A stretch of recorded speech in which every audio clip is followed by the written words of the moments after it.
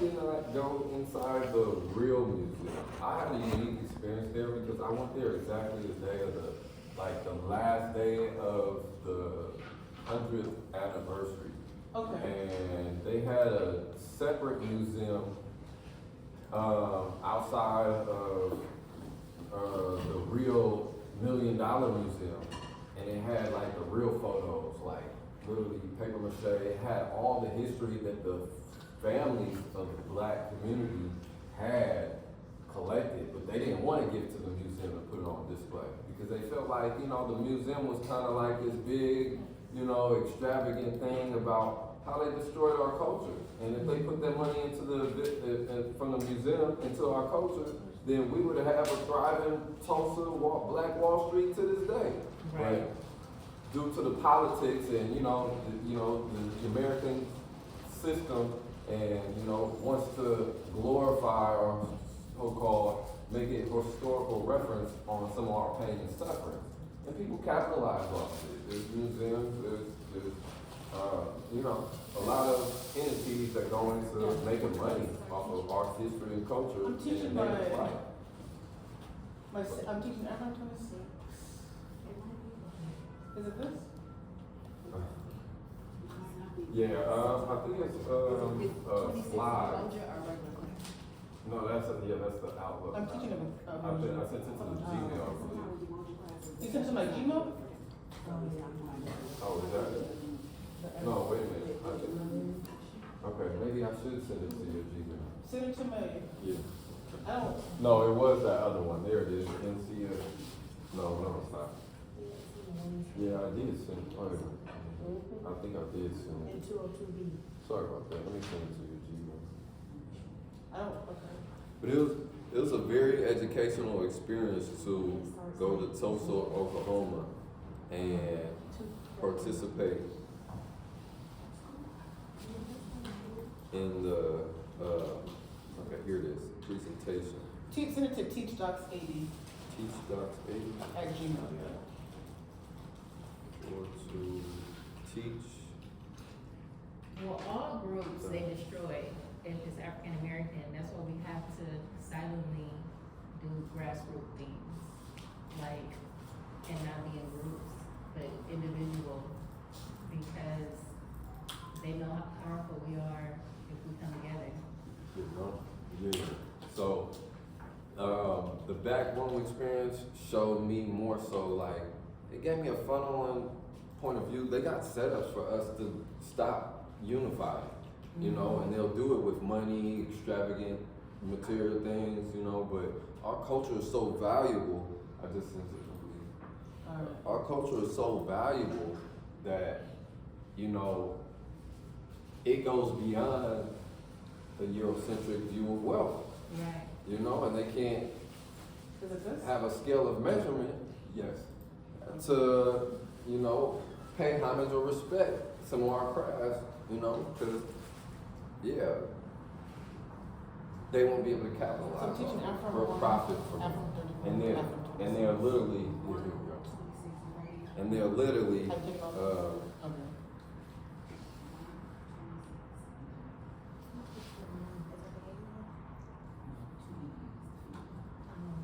they would literally not be able to benefit or capitalize off of, our historical achievements.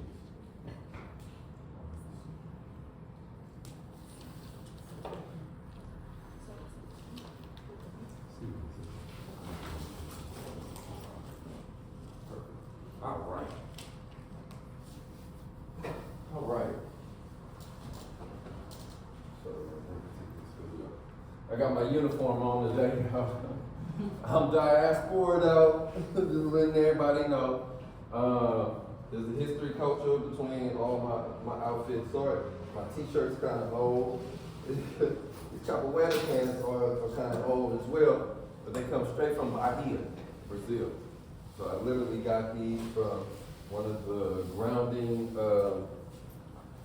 locations of black culture in the diaspora. And Bahia, Brazil is a place that I highly recommend folks attend at least once in your lifetime. All right?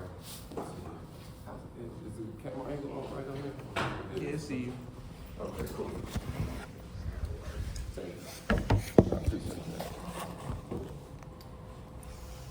All right. Okay.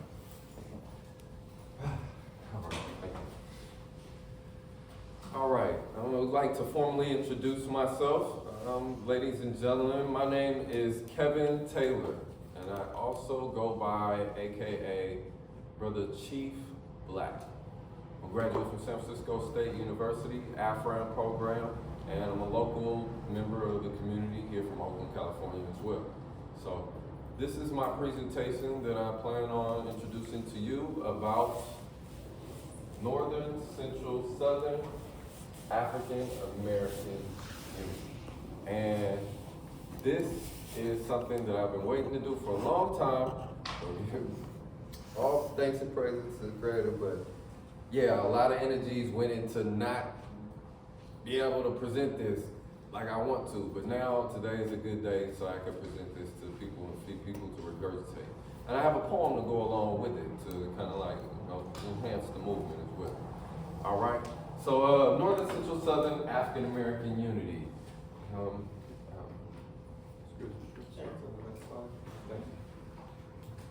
All right, reasons why the movement began. I felt after I graduated, it is definitely necessary to expand the field of Africana studies and Black studies. So I knew, being from Oakland and participating in activities, what were some of the things that I need to see and participate in to exert my good energies of what I've been learning here in the Bay Area to advance the movement. So going to the diaspora places in the Caribbean and of South America were one of those things that, growing up, they say, oh, you can't go to Cuba, this is this and that and this.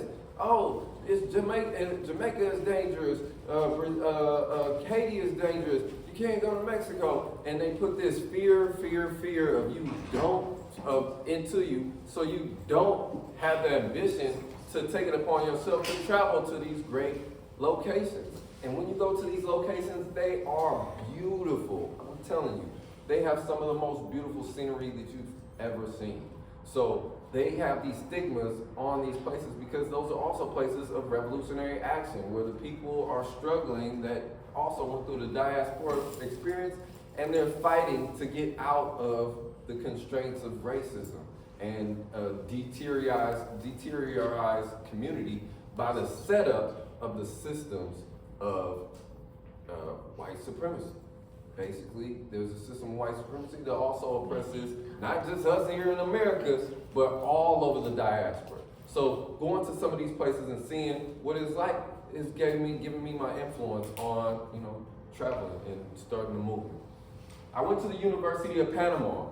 It's in the Caribbean, it's next to Colombia and Costa Rica. It is a beautiful place. It's a small strip, but the United States has an influence there, and they helped create a canal that allows goods to transport from different countries all over the world and go through the canal and to be distributed through Northern America, Southern America, and basically pretty much anywhere in the world, coming through the ports and exchanging goods and services. So the University of Panama had a rich history of Afro culture, also from brothers from Jamaica and like Honduras and all over the Caribbean. They also assisted in building that canal as well. When I went to the University of Panama, there was an importance of unifying, and just by being from the United States, people wanted to talk with me. And when I went there, a brother that knew how to speak English sat down with me and he said, man, I would love if there was a cultural Afrocentric group here on my campus. So I said, you know what? Ain't nothing to it but to do it. Why don't we create it? If you show up, I'll show up, we can do what we do, and we can meet at a good place, and we can make things happen. So they said, cool, let's make it happen. You make the flyers, I'll promote, and we're gonna make it happen after that. So I just went on a limb and said, you know what? I come from San Francisco State University, I got some things to teach. This is what I plan on doing for the people here. So we started a group called Hablando Africano, and it focused on the importance of uniting the people. And from the Hablando Africano started the Northern Central Southern African American Unity Movement, and we went to Brazil as well during the Olympics after our group, and we continued to recruit and advocate for folks to support the movement in Brazil as well, and it was very successful. So the movement began from the urge to learn and unite. Excuse me. Yes, question? Where did you get that name you combined? The Northern Central Southern African American? Yeah. Okay, I'll be getting into that. All right, Okay. give me 1 second. How the movement began in Panama. NCSAAU, Northern Central Southern African American Unity, was created on the campus of University of Panama in 2015. So 2015, I went to the University of Panama, and we started this group. I was there like a semester before I started it, or so, but we started it, and yeah, got it up and running. It started from a cultural group named Hablando Africano that gathered at the university routinely. Hablando Africano is a group of Afro-American students from the continents of Northern America, Central America, and Southern American countries. We come together to share, learn, and develop indigenous Afro-Native American culture. That means the black people from the diaspora, along with the black people that were already there, we connected and we learned what was here, what wasn't, and the traditions, because the traditions of the indigenous people last long, and also us as black people, we have a different view to understand how to pick up our traditions, even if we did come from Jamaica, even if we did come from Haiti, even if we did come from different parts of Africa, there are certain traits in our traditions that retain our cultural identity back to the motherland. So experiencing those conversations gave us our roots in a way which we identified what was more Ashanti, what was more Nigerian, what was more Zulu, what was more Kenyan, what was different cultural attributes that we participated in, that we have, that we can see ourselves in, and we know that we're out of Africa, but we see these Afro cultures. So, Colón in Panama is a black area where they contain a lot of the history and culture of the Congo. And we discussed and we talked about that. They have their own dances, they have their own practices, and they also incorporate the rishas, the spiritual essences of, the Yoruba, Ifa, cultural representation. They have certain practices of that in Colón as well. And all over the diaspora, but in different places of black areas of Panama. All right, how we came up with the Northern Central Southern African American Unity Movement, we collaborated with the colors that were already existent in Marcus Garvey African flag. We said, okay, Marcus Garvey made the UNIA. It was a powerful thing. Let's participate in that. What today can we add, or what is needed for us to achieve the goal of Marcus Garvey? Because we still haven't achieved the goal of Marcus Garvey, because we're not all on boats having routine trips to Africa right now. That was the point of the Black Star Line. We need to have our own establishments. That was the point of the Black Star Line. We got to have Tulsa, Oklahoma. That was the point of the Black Star Line. So we came together and said, you know what, for us to move and for us to be productive and for us to flourish outside of the negativity going on, because guess what? As people from the diaspora, we have to understand we are coming into a state of healing from the immediate physical enslavement. The physical enslavement, the beatdown, the hurt, I'm trying to kill you. We're getting out of that at this moment. Like, we went through the 60s and 70s and shoot, did we really achieve that with the dogs and the beatdowns and the police brutality and stuff that Oakland started off of, and why we had to go around with guns and stuff? We didn't achieve that then. And we're still climbing to a standpoint where we're healing from that. And guess what? America does not want us to heal. That's why they don't want us to travel different places and learn the tactics of liberation. So, us being conscious of we're in the state of healing, we need to cleanse, we need to get further. We added 2 elements as a group at the Hamblando Africano, and that was the blue and the gold. So, I'm going to go over what these mean. The blue, red, black, green, gold is a representation of the Northern, Central, Southern African American Union. Blue stands for cleansing, replenishing, healing our people. This is a necessity step. We cannot keep going like a train into the next wall, into the next problem, into the next conflict over and over again, like they do, like we do. They shoot, we march, we protest. We shoot, we march. We cannot keep doing that. We have to have cleansing so we can heal. And the blue represents healing, represents the water, purification, cleansing, cleanliness.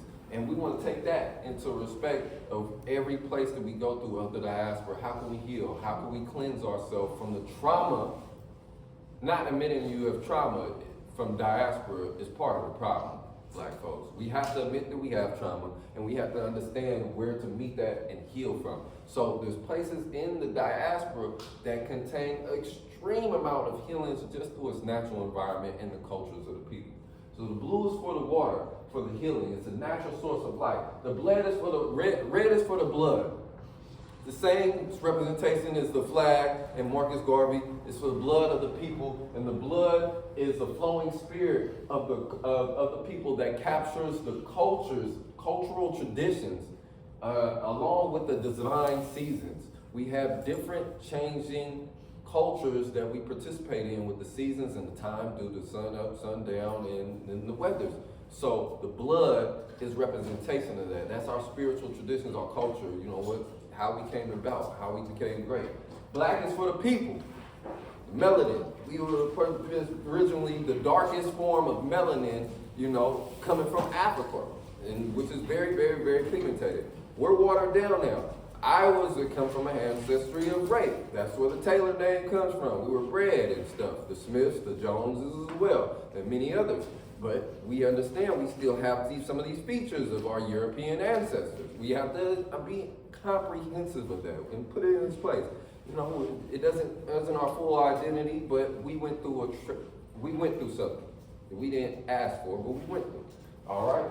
And the blood of our black people, our black people, and the proud blackness of it is a powerful thing, and we have to have problems because they also told us to hate our black skin through this process.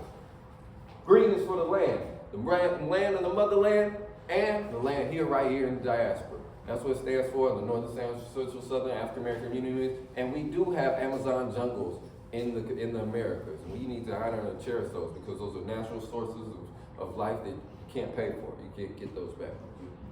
And the goal is one of the greatest factors towards leading forward in the movement. That represents the love. The more black people in America and black people of the continent love each other and love themselves, we will be able to achieve anything. We have to have love.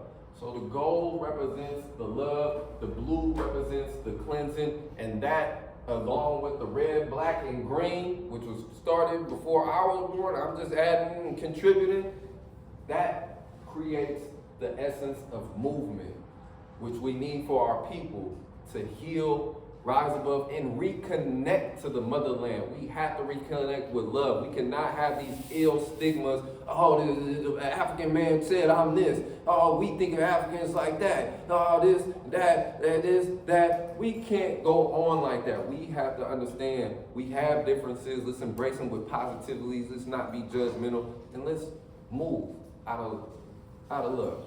So the gold represents love. Thank you. Appreciate it. This is a symbol. Just want to put this out. It took me a while to kind of get this. I drew this like when I was literally at the table in Panama, and then I came home and sat there, I brought it to my hood folks and said, hey, what y'all think about this? What y'all think about that? Should I do this color, that color? Let me think about this. I got a group to go to when I go back in Panama. And I literally got this together at a community unified consciousness and came up with this symbol. I drew this. This is the northern, stands for northern. Oh, it's a touchscreen. Oh, it is a touchscreen. Okay, cool. All right, the northern, and then the central, and then the southern. So we have all places of African, places of the African diaspora coming together, being connected. African American unity. That's what those two A's stand for. You got little pyramids, because guess what? There was pyramids out here before we, were stolen over here as well. There was pyramids already here. So we have to be conscious of that. All right? There's a bit greater meaning to that too, as I'm going to get into. But connecting the pyramids and connecting our cultures is a great way that we can exert the best of our cultures and the best of our consciousness. Not the lies, not the degradation that's been pushed and pumped into us through the history books, but seeing it for ourselves, seeing Jamaican culture, seeing Cuban culture, seeing Panama culture, Brazil, and really embracing it and coming from an open consciousness light to embracing it as a part of you, because it is a part of you. They just in another place. All right. I know how you did that. If I swipe. Oh, okay. There you go. All right. The future's here. All right. Benefits of unification. Benefits that you obtain when you participate in the Northern, Central, Southern African American Unity Movement is healing through the art of uniting the diaspora. Sankofa. There is healing when you see brothers and sisters come together, share meals, dance, have a good time, and relate to different cultures and consciousness of experience that you would never meet going around the corner or going down the block or even to another state. We have a whole different celebrational pattern that is like off the charts, like wow, and it's fun. But it captures the spirits of our essence and the joys of our people. And we need to celebrate that a lot more often. Spiritual healing through identifying with Black indigenous tribes of America. Before we were stolen, we already had a foundation as Black people. As Black people, meaning we were Black before we were consciously Black, but then we were melanated people before we were stolen from Africa. So there's power within understanding those cultures of the indigenous tribes, seeing it from a cultural standpoint. And when you get in these groups, it's like you don't see color, you see cultural representation. And when you break it down and go over it more and more, it starts to shine and brighten up. And then you become the culture. And we have some pictures of that too, about some of the Panamanian parades I went to. But you start to become the culture, and you no longer feel like you put on a Native American thing. It's a costume. It's not a costume. It's not a Halloween costume when you put on a Native American garb, y'all. It is a cultural, strong representation of your true divine heritage, and we need to be taught to embrace that. So, and you get healing from the Black indigenous standpoint, healing of identifying with indigenous African tribes and their roots in the land within the people. Basically, you see, back to what I was touching on before, you see the different traits of your cultural attributes through the Congo, through people in Nigeria, through South Africa. You see through Angola. You see the cultural identities, the practices, the song and the dances that are very, very similar to the ones that are on the motherland to this day. They have captured them, and they have continued to practice this years and years after being out of Africa. And that is something that it's a spiritual power that you can see, identify, and know that it's yours. And it's something that is valuable within itself, because you can express yourself, you can communicate, you can be a representation of who you truly are, instead of a European satisfactory viewpoint in everyday society. You want to be a proud person of who you are from your tribe. You shouldn't have to transform into somebody else or somebody else's culture just to advance or maintain a certain lifestyle or income to provide for your family. You shouldn't have to transform. And seeing these processes will break down the identities and embracing the Eurocentric point of views of yourself, the Eurocentric mentalities and the visions. It'll help you break down and identify and be comfortable with who you are. The ability to learn tactics of liberation by other enslaved Africans of the diaspora. Hey, other people went through the same thing we went through, being colonized, being torn down, being deprived of civil rights. Let's learn from their tactics. Let's learn what Haiti did. Let's hear the songs of Cuba. Let's hear the tactics of the Caribbeans that kept the oppressors out of their land. They kept us rich within our cultural traditions and reasons why they had to instantly make walls to decolonize. Let's learn those practices. And those practices will also provide you healing for something that you may go through in the future. You say, hey, my ancestors overcame like this, and that. And yeah, I could achieve today. I get further into that in details, but I don't have enough time in this presentation. But that's another conversation. The tactics of revolutionary methods that black people use, that's whole nother course. All right. And using culture to enhance the community and steer to a greater state of being. This is in the Northern Central Southern African American Unity Movement, you're able to steer your culture to the highest height because you have the steering wheel. The community satisfaction is the standard, and their will is your goal. And the happiness, the upliftment, the wealth of the community flourishes when you have a great representation of your inner self. They're proud of you. They say, okay, now you can go represent the village because we know that you're one of us. We know that you know about us. We know that you're grounded. We deserve that. It's ours. It's ours by birth. This system that we are living in has deprived us from it, and the powers that we get comes from obtaining that and walking in the world with the respect of that. So this is something that they continue to try to take from you. So we encouraging folks to go get it back. So that's the benefits of unifying in the diaspora. Swipe that right again. All right, and these some quick pictures. I'm gonna have some pictures breaking it down. I'm not gonna give too much, but I'm gonna break it down and show you some visuals. These are some of the brethren that helped originate and start the group. It's my brother Ralphie. He was one of the first brothers that said, hey man, when I told y'all we need a cultural group, it's this brother here. He even spent some time in the States and said, hey man, I don't want to tell you, but I had some legal issues, man. I got, all over smoking some weed. And at this group, I'm gonna be honest with y'all. Weed is not legal there. But guess what? We inhaled marijuana there. And we healed ourselves. We connected with the community. Them brothers met me every day, and some sisters, to go and build. And we told folks what time it was, and we made it happen. And we got to a higher elevation of consciousness right there on the campus. And it was nothing but nature and natural respect. It was a beautiful thing. The brothers and sisters saw that we were getting together for something positive, not arguing, not fighting, talking about intellectual wellness and greatness. Man, the administration even said to get around and say, hey, what are they doing? They're having a good time, they're respecting, they're learning, they got their books out when we come by.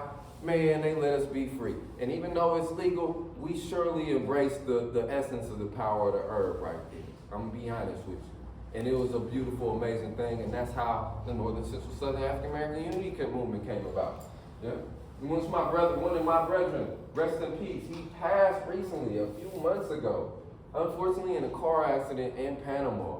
God bless him. He had a beautiful family, has numerous children, with 3 or 4, 5, and a wife. God bless him. We're gonna be keeping him in memory going forward. He won't be with us. This is my other brother from Colombia. You know, he speaks English as well. This brother speaks pretty good. He's in the Rastafari community. And this brother, he didn't speak too much English, but he's been learning. His name is Benson. He's an original member of the Hablando Africano as well. But he sat at the table and he helped me learn, and I helped him learn as well. Maher, he speaks English as well, pretty fluent. The Josh said is pretty fluent. Don, he's a good speaker. And basically they spoke a little bit of English, and they said, you know, we're gonna maintain it in Spanish. So at that group, we did a lot of changing dialogues. I sat there a lot, waited, listened, used my ear powers, because I didn't know what was going on in those groups. But with a good group of cultural conscious people, they filled you in and say, hey, broke it down to you, every definition. Hey, this is what we mean. We're talking about our land. We're over here. Okay, now we're talking about politics. And when you got good brothers like that next to you that's willing to learn and trying to help you learn, they've been extra helpful as far as expanding your consciousness. So at that group, I was consistent. I made sure I stayed there, you know, and these brothers helped join me and ancestors helped join and participate in it. And long as they was there, as long as I was there, we was having a good time. We bringing food, we chilling, we get to a higher elevation. Man, we was building every Wednesday on the campus at 3 o'clock. So I kind of continued that tradition in my workout at the lake every Wednesday. So if folks would like to participate in the movement still, we do still continue the tradition of meeting every Wednesday at Lake Mary, and we still build in Black consciousness, to this day. All right, and all of the cat. What was that? Oh, the cat. El Gato is his name. Yeah, El Gato, and he was a big cat. And man, he came out every time. This cat was just, he's a representation of the land. He's a representation of the university. He was the biggest cat, and everybody loved him. And he just came up, and when he seen us kicking it, he just came and kicked it right with us. It's the coolest cat, man. He played, man, that I ever like cool. Just cool, but he was he's a mascot of that area. We fed him too, little chicken and stuff. He liked that. All right, these are some of the ways that we got out here with the movement. If folks know me in the Bay Area, I get out on foot, and I usually have this newsletter that has Black businesses on them. These are all the Black businesses. Miss Ali's, the People Store, Beast Mode Stores, Evan & Jones, Dope Air, Joyce Garden Gallery, Auntie April's in Frisco, Gratitude African Shop, Naughty Boy Retail, Mandela Groceries, Comfort Home Steak, Kanye Jamaican Restaurant, Vegan Hub. These are all Black businesses that I put together They said, gave me the okay and said, hey, if you promote Black businesses, hey, I like what you're doing. You're an Africana Studies major. At the time, I was in the BSU as well. And these Black businesses gave me support. They literally said, use my business, you advocating, I want my name in there. And also, you know, I appreciate you helping and getting things out there. So people gave me donations to put for this list, and I had poetry, I had cartoons, like little cartoons, historical lessons, and events and things as well on the other side of the newsletter.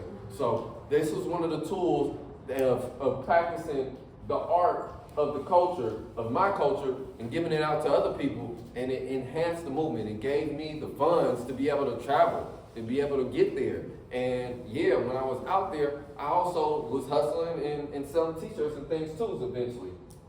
All right, and this is a little breakdown of the movement. That's a small print. I don't want to go through all that right there, but it's basically ways that it says, we strive for peace along with unity among one another as a village, you know, and it breaks that all down, that's whole presentation. But yeah, that's the overall goal, with peace, unity, so we could get together as a village and thrive, take over like we're supposed to. Red, black, and green wristbands, pulseras. I had those made in Panama. I talked to the little indigenous man, he had his booth. He was chopping it up, you know, and he's speaking a little bit of English, and I was talking a little bit of English. He knew I was American, and I liked his pulseras, and I was like, hey, can you make me those in my own colors? Because everywhere you go, they had the Rastafari ones, the gold, green, and red ones. But I was like, hey, you know, where's the Garveyism? Where's the, you know, this cat, they created Marcus Garvey from Jamaica. Why is this not around? Why is this, he came here, right? You guys know about him, but for funds, economics, or whatever political point of views, it's not advocated too much. So I made sure that we had some red, black, and green wristbands. And guess what? I told the group, hey, I'm about to bring this back. Y'all gonna participate. I'm gonna have some wristbands for us, and we can start this movement right here. Man, I came back with the wristbands, and they were excited. They were juiced. They was like, hey, we got something that represents us. The people started coming more, and I sold them. They're normally like $1 out there, or $1 or $2 out there. In here, in America, I sold them for $5 a piece. Yeah. And out there, I was selling them for like $2. $1 for some of the youth, 50 cents. And it would help me fund my activities in Panama. It helped me fund focusing on activities here, and it helped me create t-shirts. So I went from the wristbands to African American Unity t-shirts. All right, so I took step by step. All right, I had enough of this. All I could do, and I went to the next step. Hey, I took to talk to the group already. They said, yeah, man, go ahead and make some niche t-shirts when you get back to the States. African American Unity t-shirts. Northern, Central, Southern. I found a good digital artist that was able to put that together. And this is me bringing back the Unity t-shirts to the people. So I brought back the Pulseras. I came, I traveled and did that, got my t-shirts. I came and got my t-shirts now. I'm like, hey, now I gotta get to Brazil and I gotta touch down with them so we can come and unify for the movement forward. We gotta make sure that we, you know, our brothers in Southern America know what's going on too. So that was the next step in heading to Brazil along with the movement. And these are also just some artwork of the movement in Panama in particular, before I went to Brazil. And this is, I was telling you some more about the cultures. They have their own African diaspora clothing and stuff. They're different from the Kenyan dashikis and stuff, and the African dashikis that come straight from Africa. But they also have vibrant colors and very, very nice, very colorful and very artistic patterns. So I highly encourage to participate in some of the carnivals in the Caribbean. This is an area of the area. You can't see it too much, but there are different colored houses in Bocas del Toro. It was kind of looks like a pack of Skittles, like tropical Skittles, and it's a beautiful thing to see. All right, here we go. The next movement. I don't know if I skipped that too far. Am I going too fast? Okay, wait a minute. Yeah, you missed a lot. Okay, wait a minute. Okay, let me do it back here. Okay, sorry about that. I think I accidentally hit that. Okay. You want me to do it? Yes, please. Back one. Okay, next time. Oh, no, I want to break down one more picture. This is Diablo Roja. This is like the scraper bikes and scraper cars of Panama. They put their own whistle tips, pipes, loud music, everything be hanging out the door, candy paint, all that. Some of them got rims and stuff, but these things go. When I first moved out here, man, I was like, what is that? It was a bus with the door open, and they were riding, dipping through the streets, man, and they be blasting music. Those are the Diablo Raws. It stands for Red Devils. Name, I don't know, but yeah, when you get on it, it's like a party, and it be cranking. They got the ones on the weekend that they go all around the city, and it be popping. You can hear the bus jumping and moving. Man, the Diablo races go. They reducing them now because of so-called safety situations. They want the regular buses on this road, but these are some of the cultural attributes of Panama, how people got around. All right, so different cultures of the movement. Reggae Caribbean culture is a big influence in the movement. Bob Marley is known all over the diasporas, even in Africa, and he is going to be, and still is, and was, when I was born, a historical black figure for this message of the music. So those brothers that I linked up here, Jair, Ras Thomas, these are all participants of Hablando Africano. They came routinely to the group to support, and they represented the Rastafarian culture as well in their upbringing, and it was a righteous group. I'm talking about we built, they invited me to events, they had me participate and even be in the parade. I'm not from there, but they said, hey, you with the movement, you got the colors, man, you gotta come rock with us. And they were so friendly, they took care and they looked out for me. So the Rasta culture in the Caribbean and all over the diaspora with the locks, with the humble nature, being one with earth, looking to eat mostly fruits and vegetables. You know, some Rastas go off, but, you know, eat fish, whatever. But, you know, for the main part, they have a culture of representation of they believe in, and it's a very humble culture because it has a high level of respect for African culture and African consciousness and black people. And it dictates the betterment of some of the impoverished communities. The Rastas always have this embedded heart to be a part of the community and want to see the community do good. So these brothers was a big influence on unifying in the culture, as well as the Rastafari community all over. So because when I went to, these are some pictures of when I went to Brazil. Because when I went to Brazil, I also had an influence of the Rastafarian culture. All right, this was in Panama, but this is in Brazil as well, in Salvador, Bahia. All right, this is Salvador, Bahia. So when the Olympics came off, I went and took my T-shirts. I didn't have too many wristbands back then. I sold all out, but I had my T-shirts, and I went down to Olympics, Rio de Janeiro. I went down to Salvador, Bahia, and the third location I went to was Sao Paulo. That's the biggest city in Brazil. And they have a college called Zumbi dos Palmeiras. Zumbi dos Palmeiras, he is the capoeira king of the Caribbean, or not the Caribbean, of Southern America. So out of all the Brazilians and stuff, he was literally the best capoeira warrior fighter, and his name is known all throughout Brazil as a revolutionary, an honored and respected revolutionary. And he also was married to a revolutionary, and his uncle was a revolutionary as well. So Zumbi dos Palmeiras, he was a powerful, influential being, and there's colleges and representation of him in Brazil. I went to the college in Sao Paulo, and I connected with them, and look, they've been supportive of the movement as well. I gave them T-shirts.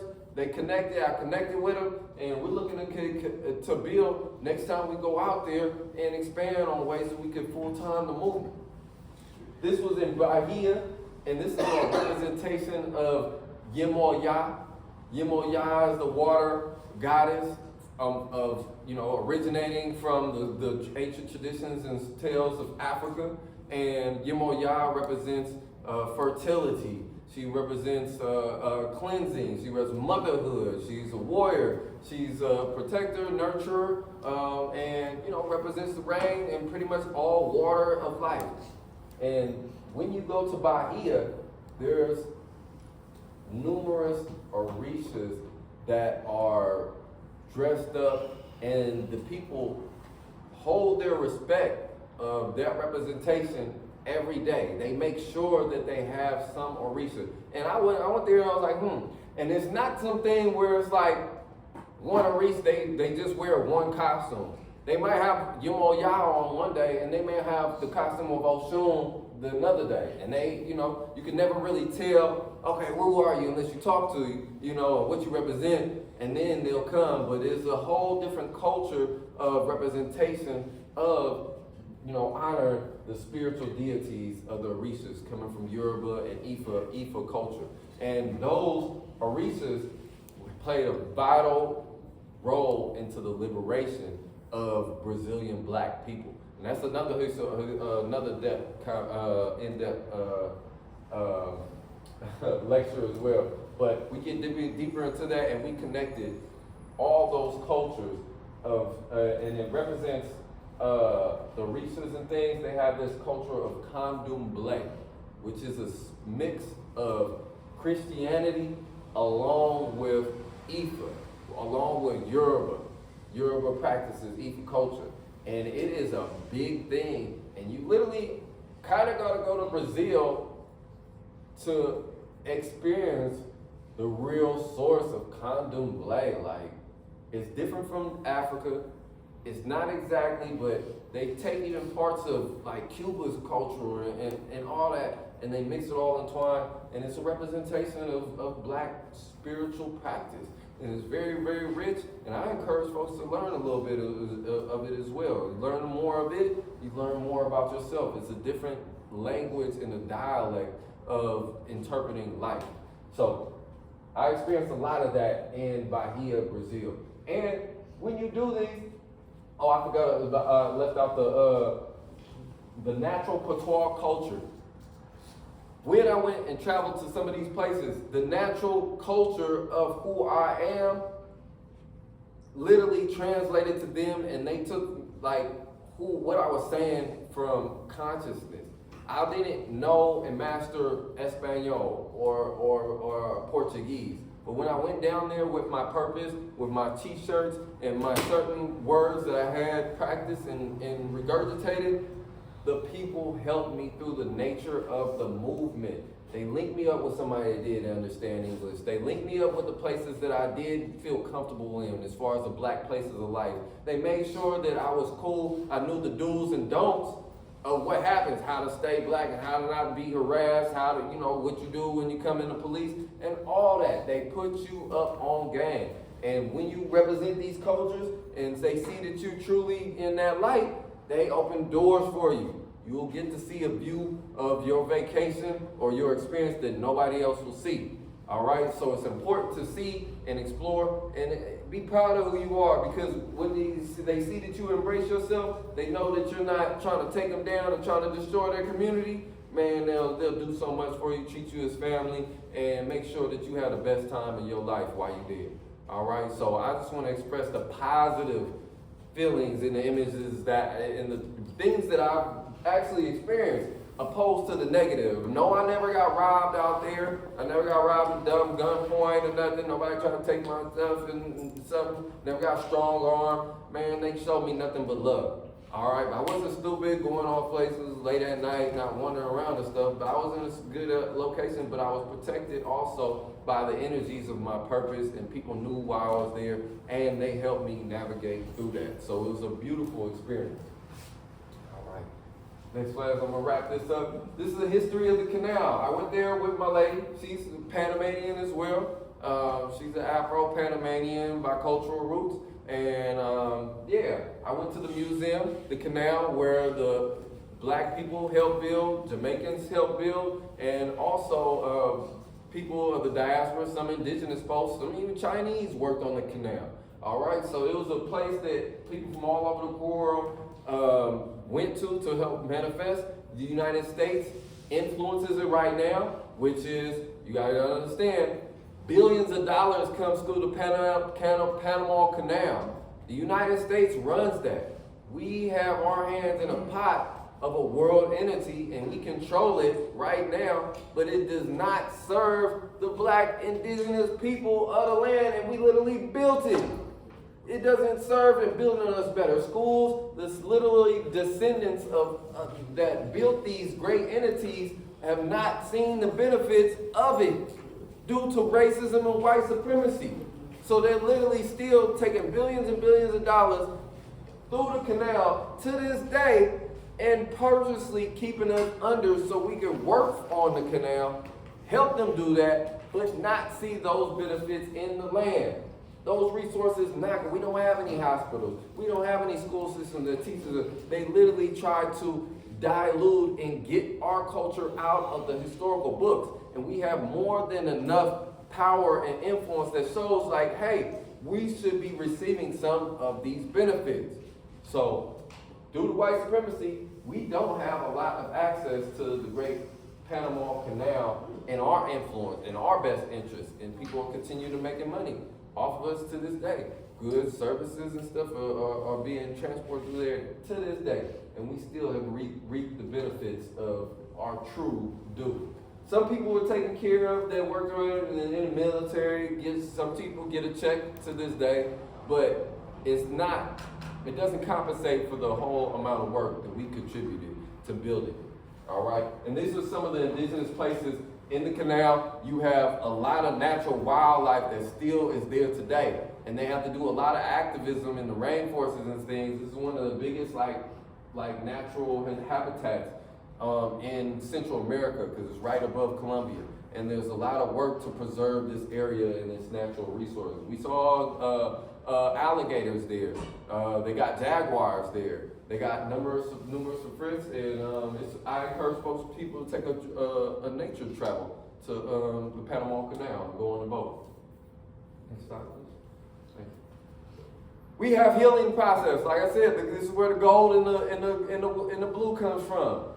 I met a brother out there. He practiced the healing through moringa. He had a moringa farm, and he had also farms where we raised natural grains and herbs and things. And he said, you know what? We got a house on the coast of the beach. You know, if you come out here, you know, we'll open it to people coming, and maybe they can spend some time, and we can have a place of healing. If we get enough funds, we can have the location or build right next to it. So we painted the house red, black, and green. I came back out here to the Americas, and now I'm talking to the people. I'm trying to get donations so we could get an Afro wellness house. It's in the process of being fixed up. We can visit, but it's nothing like having your own.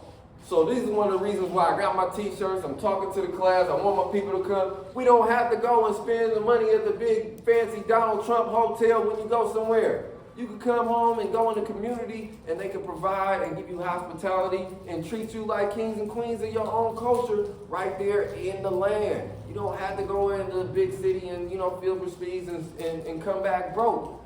You can come back, you can come invest in your community, and you can literally get a healing and wellness right there on the beach. There's a beach like after that picture, and you can literally see some sand and stuff like in there, but there's a beach right there, and it's a beautiful beach on the coast of the Atlantic Ocean.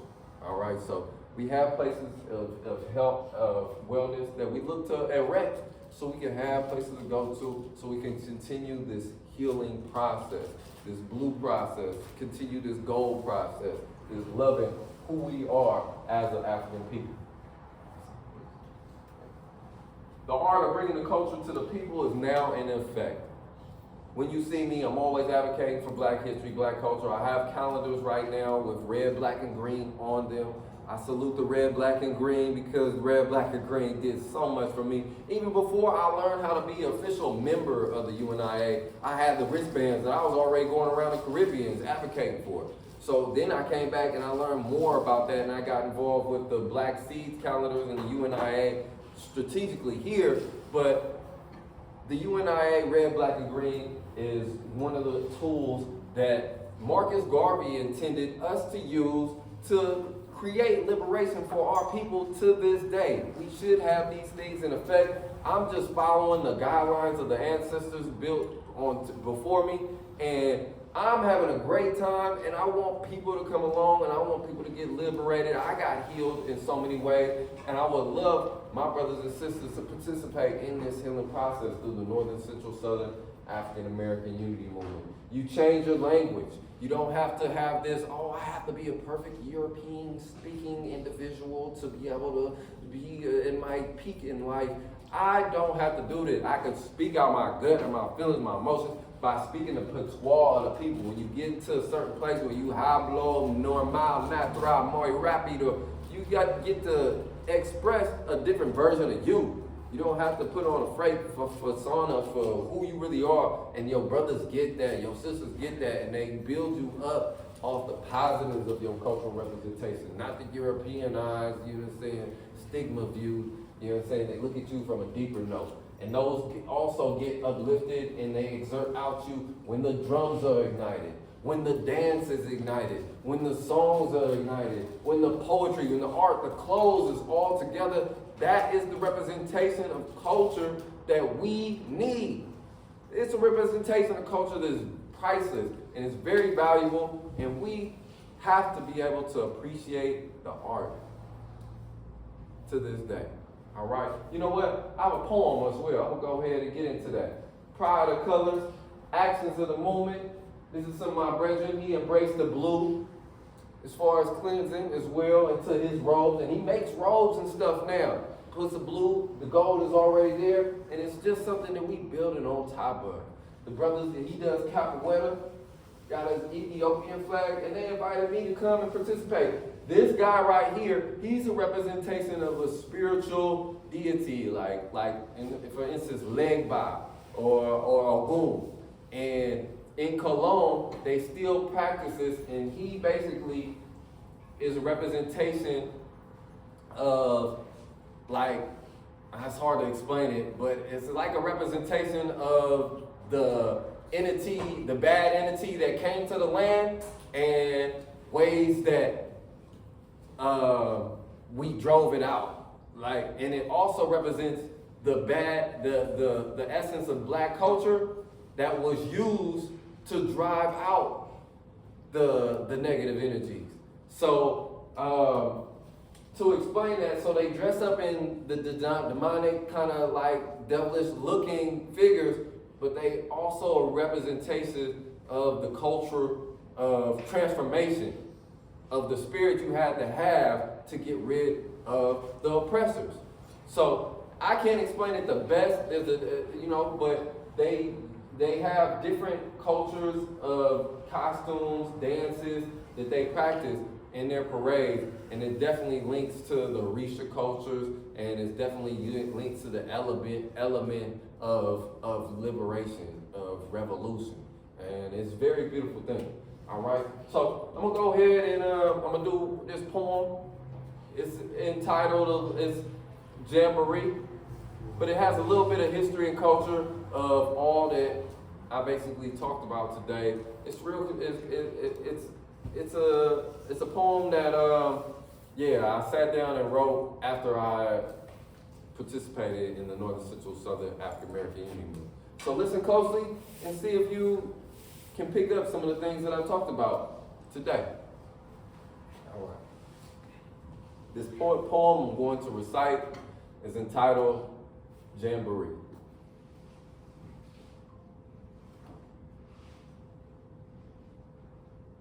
Free your soul, come alive inside, feel that tune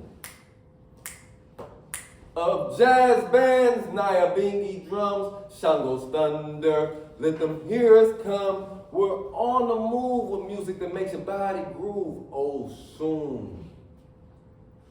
Planting cultural seeds, wearing Orisha beads, celebrating life through spiritual deities.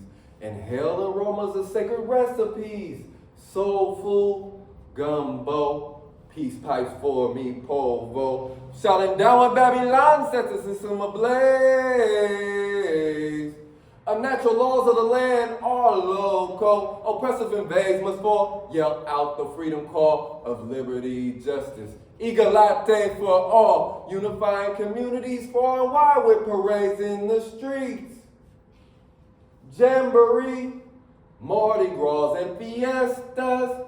Yemoya. Respect to Caribbean Santas, singing the nature and weather, dressing in wild bird feathers, carnival hip shaking, Rasta vibrations.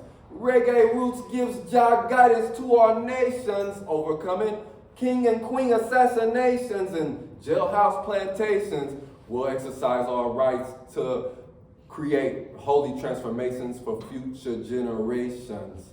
Step to the rhythms of Olodum, sounds of festivals of our heritage are coming to a town near you. Panthers in black leather, maroons capoeira, Ogun, Jamboree.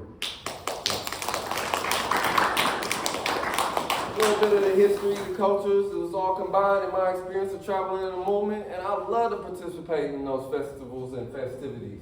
So I'm encouraging folks, learn more about your history and culture of diaspora, Jamaica, Brazil, Cuba, Haiti. Let's get there, y'all. They try to put so many constraints. I believe like the Zika virus or something was going on down there, and I had to go anyway. Some other virus was going on in Panama. They always pop up and create some virus for you to say, oh, don't go there.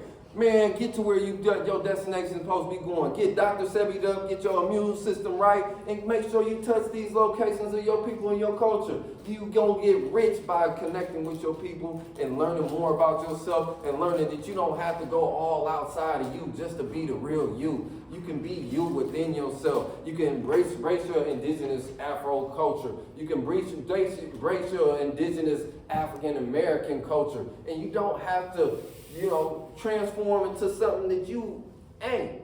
Europeanized head to toe. I have the history and culture of my people on my back, on my chest right now, and I'm proud of more than ever. And I'm proud of Northern, Central, Southern African American unity. It's truly the next step for Black people that I advocate for us to go as a whole here in the Americas. And I really feel like it's the best next step for this world for Africans to connect here with the people right here, right now in this time, so we can heal those wounds, we can cleanse from the trauma that we went through, and we can build a better world with a better health state of being, with a better appreciation of social consciousness, with a better overall intertwinement with life.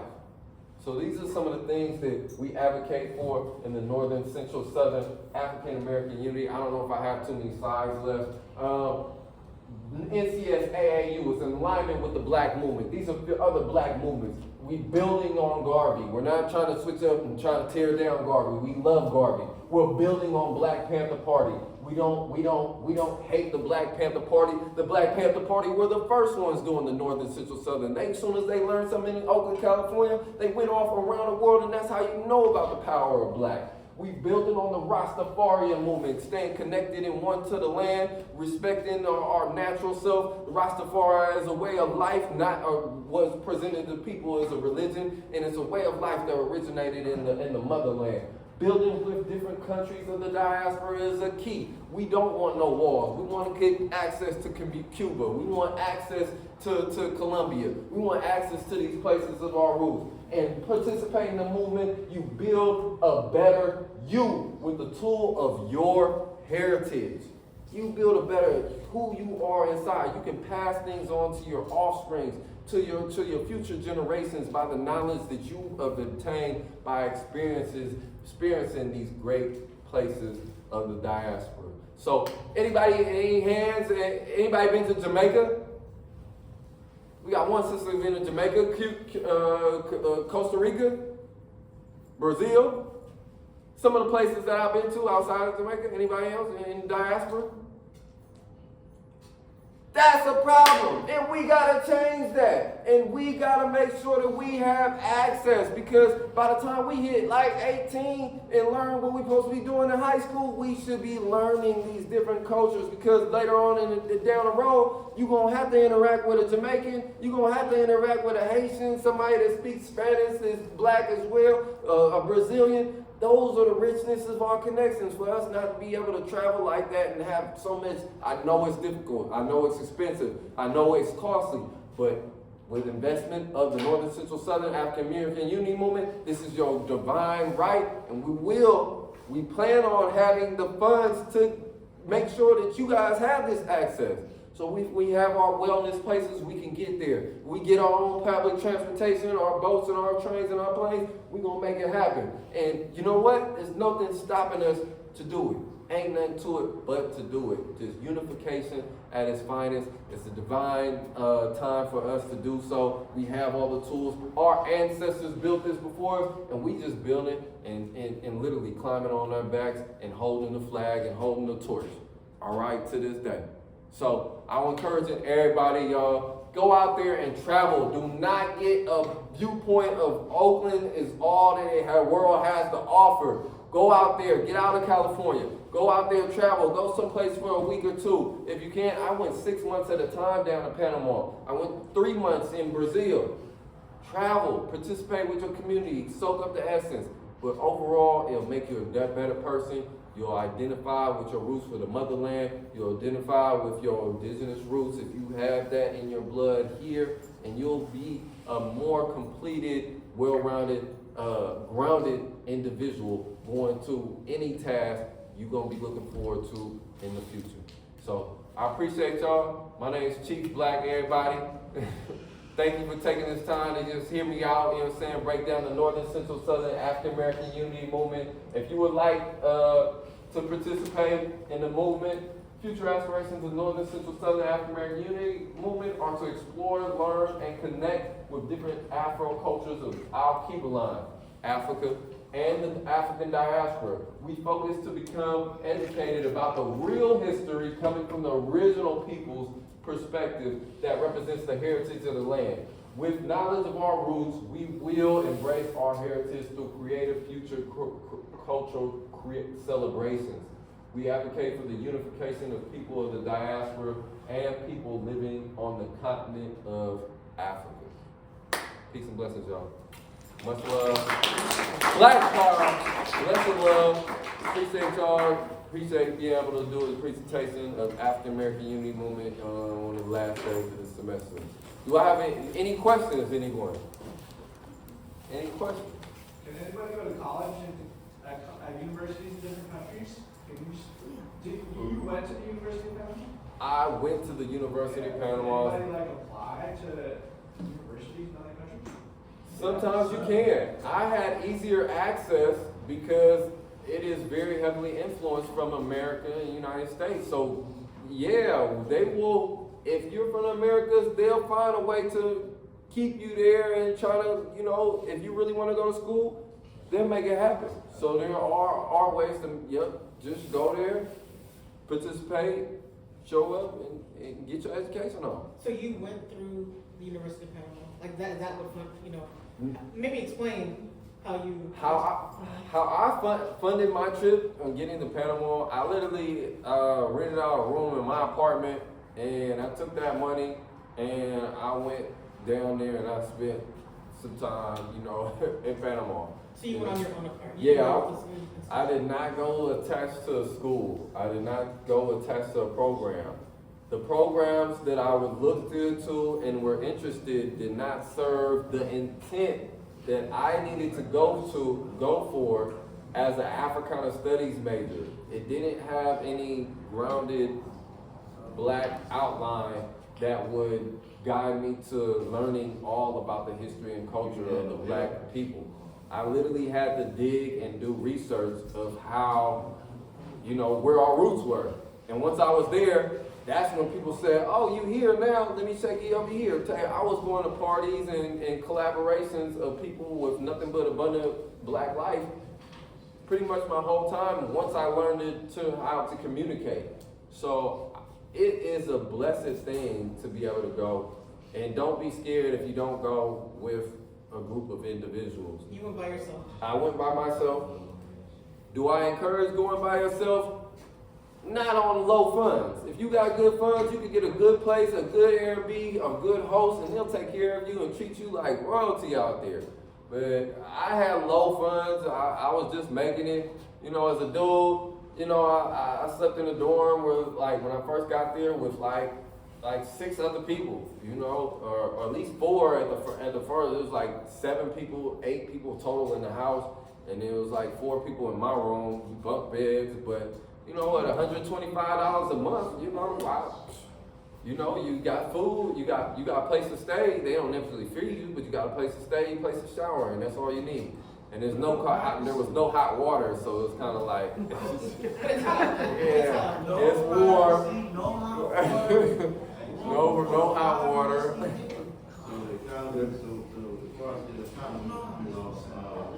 giving away stuff like that. They, if you're getting $125 a month, right? Mm-hmm. Was that like your portion of the request? Yeah, that was my portion of the group. $125 a month. $125 a room. I had a bed. Right, but that was at you were splitting the rent with your roommate. Yeah. Okay. Yeah. So like with the economy, if they have a McDonald's out there, what would they like minimum wage be? The minimum wage that they had at McDonald's would be like $5, like $5 to $6. Right now, It may be like 7 to 8, or maybe 10, but it's not a lot of money. $10 an hour go a long way out there. You know, the American dollar is accepted out there. So if you bring American money, it goes a long way. They could get by on a meal for like $2.50 a day. If that, you know, fruits and vegetables is very popular, and certain, you know, the breakfast food is like 50 cents when I was out there, you know. So I read a book on that, how America like take over like Mexico and stuff like that with their money. Yep. You know, they take the American money and they drown out y'all money. So it's more or less like they can pay y'all less. Yep. You get what I'm saying? I'm reading out. Yeah, you're absolutely right. They have Panamanian dollars, and then they have the United States dollars. Scandalous, though. You know they're scandalous, right? Yeah, the Panamanian is not worth as much as the United States dollar, even in their own country. So you're absolutely right. That's what we talking about. Yeah, the economic dominance, and they exercise that through the canal in ways to regulate certain pricings all around the globe. The global pricing has to do with the Panama Canal in some way or form. They know what they doing. They putting me smash down, man. Yes, sir. Yes, sir. Smash down. That's what they. Yeah. I mean, you know, we're Americans, but you know what I'm saying.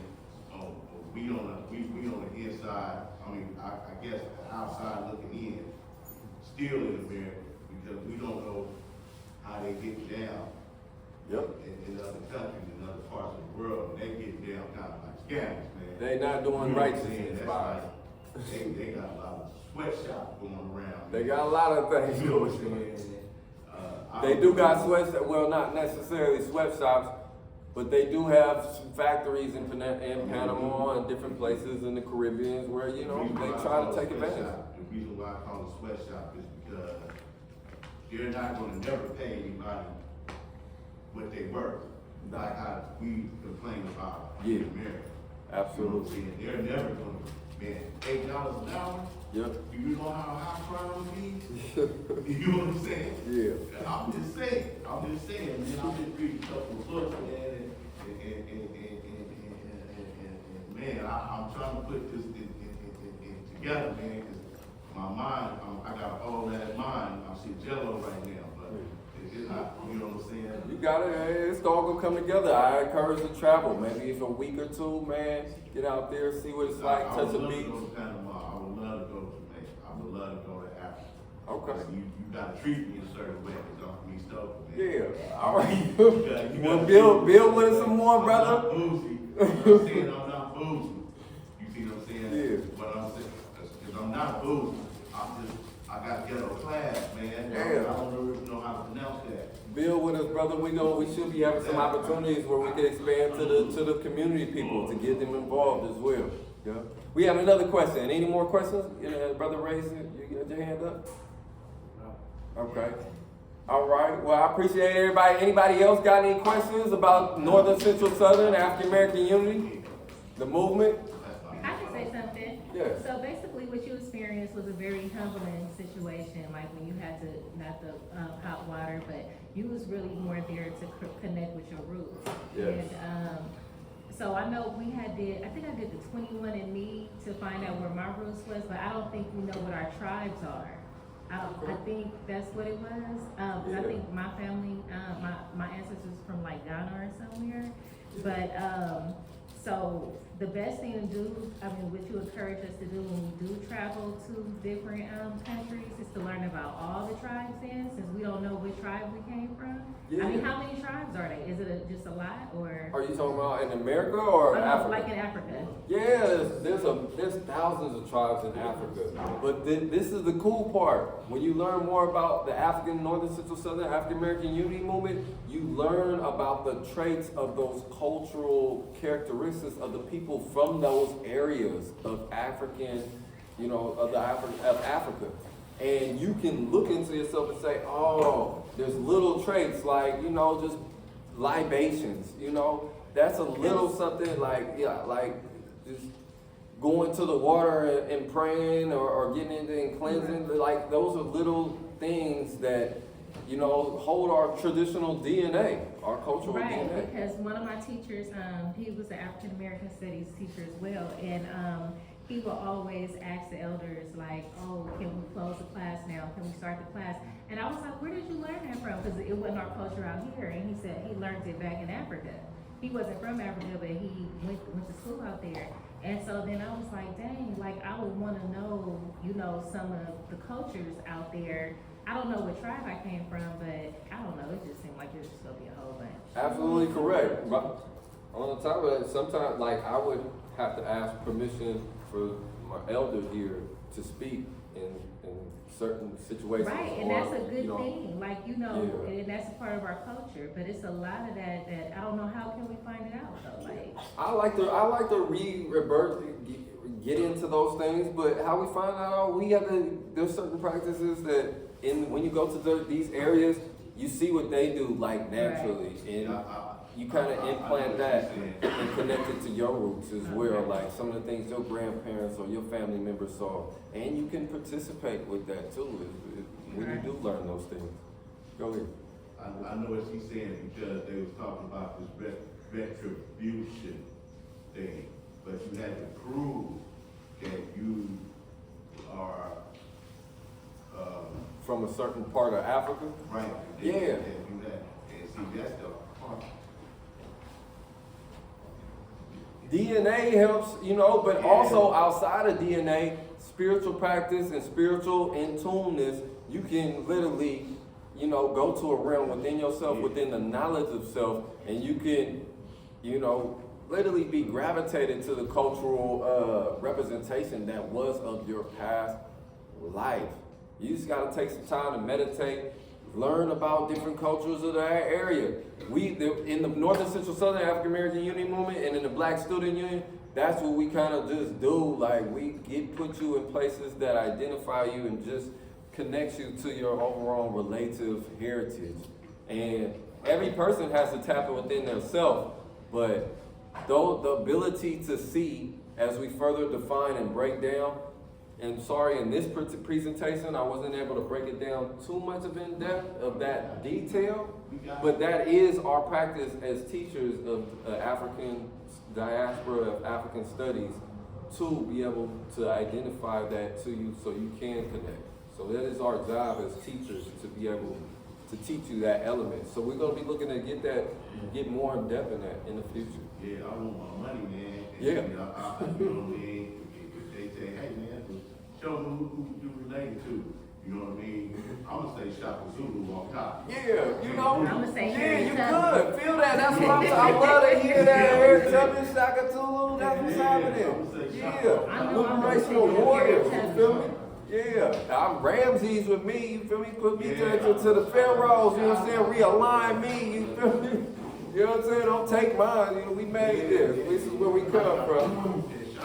You feel me? Yeah, so yeah, that is the point. The more that we continue to grow, we need funds, y'all. We need funds. Me and Ms. Brisby mentioned something about going to Haiti. I love to get a program together with her, you know what I'm saying, to get down there and connect with them brothers, help them learn and help us learn. It all is nothing but benefits when we recycle those energies within the movement. So I highly encourage to support. Whenever you see Northern Central Southern, the Bay Area Black News, the red, black, and green, get involved, get invested, participate, and be part of your community because it's your heritage. Blue, red, black, green, gold is a representation of you. So honor it, cherish it, and God knows the limits that it'll take us. You know? So yeah. Appreciate y'all. Thank you, everybody. Thank you for giving me this opportunity. Appreciate y'all. Much love. All right, so thank you, Kevin, for that presentation. Today is our last class of the semester. We will not meet next week. Our final is due when